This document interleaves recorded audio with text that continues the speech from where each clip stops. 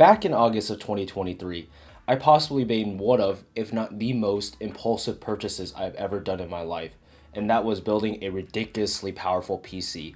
I was in sort of a mental low and needed something to do with my life to keep my mind off of that. Couple that with the entire AI stare that was going on at the time, and I said, screw it, let's just upgrade my 3-year-old system at the time to something that was incredibly overkill. Now, my old build wasn't a bad system, actually quite the opposite. But I passed it down to my brother as his system was getting really old and he needed an upgrade, so I decided why not. Now, this new build I made was almost balls to the walls in terms of specs. The Ryzen 9 7900X, 64 gigs of DDR5 RAM, and most importantly, the all-powerful RTX 4090. Couple that with a brand new OLED ultra-wide monitor from Alienware, and you got yourself basically a $4,000 setup with everything combined. So, was the purchase worth it? That was something I had to ask myself a lot given how much I had to spend for it.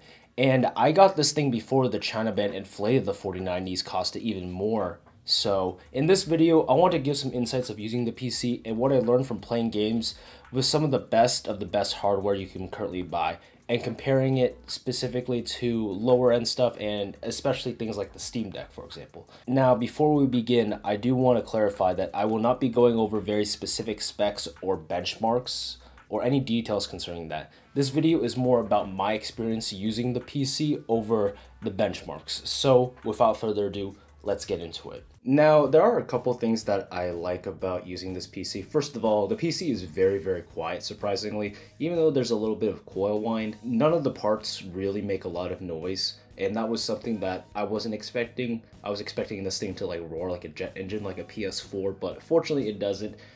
Like, these coolers are over-engineered, and for the most part, the PC also runs relatively cool as well. Like, my 4090 barely hits 70 degrees Celsius, which was something I cannot say for my previous build, which could go up to 75 or 80 Celsius. But all of that aside, let's just go straight into the best thing about owning this PC, which is the performance. Now, flexing on PC part picker aside, this isn't going to be the typical, oh, look at my games at 4K ultra settings kind of deal, but instead, it's the concept of peace of mind that I found the best part about this computer. And what I mean by that is that this system will play any current and future game without much hassle at high settings and high frame rates. It ironically feels like a console in a sense, where I can basically throw any game at it, and for the most part, I can play the game at really good frame rates and good settings without having to tinker the settings that much. Even in poorly optimized scenarios like Starfield or recent Unreal Engine 5 titles, I can still get above 60 FPS at max settings without much effort. The incredible fast performance of this PC also will help in terms of the longevity. Obviously, sure, the card is overkill now, most likely for the games that I play, especially that I play in 1440p ultra-wide for the most part, but looking at the next 4 to 5 years, especially if the recent Unreal Engine 5 titles are anything as an indicator, I can confidently say that for the most part, I'm basically set and don't need to bother upgrading the system within the next half decade, which is something I wasn't able to say with some of my previous PC builds. Now, you can easily say the same for lesser cards, given that if you want to lower settings, but it's more so of a guarantee that you should absolutely be able to play any games in the next 5 or so years without major compromises. For the most part, I have been really pleased by this PC. For what I intended it for, which was gaming and some productivity stuff, and for the resolutions and frame rates that I was targeting, it runs every game I throw at it without a hassle. But even so, thinking about it in hindsight, there is this nagging feeling of me asking myself on whether or not I should have spent less for a slightly worse computer, but also get mostly the same satisfaction. Let's not kid around the bush here, first of all. This type of PC is expensive. Over $3,000 for my build specifically is not an easy pill to swallow. Is it really worth that much just to play my games with no fuss over the next couple of years?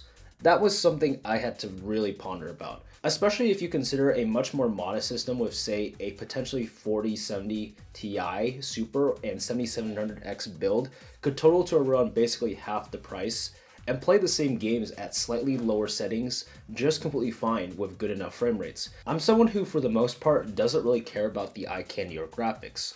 I mainly prioritize frame rate even at the cost of visuals. I also don't play at 4K or higher, where these types of graphics cards and PCs are typically designed to play games at.